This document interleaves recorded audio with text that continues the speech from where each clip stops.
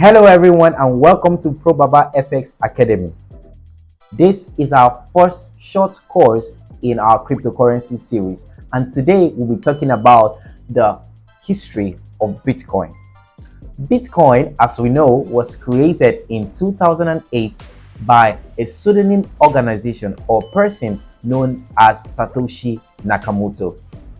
Bitcoin was created in order to perform transactions in a peer-to-peer environment. Bitcoin, as history tells us, was created in order to contain the financial crisis that happened in 2008. And since then, it has been a medium of exchange all over the world. Just like other currencies, Bitcoin meets all the functions of money, which includes measure of value, unit of storage, and so many much more. Do you want to know more about Bitcoin? Click the link in our bio. Check out our full course. What are you waiting for? Let's milk it.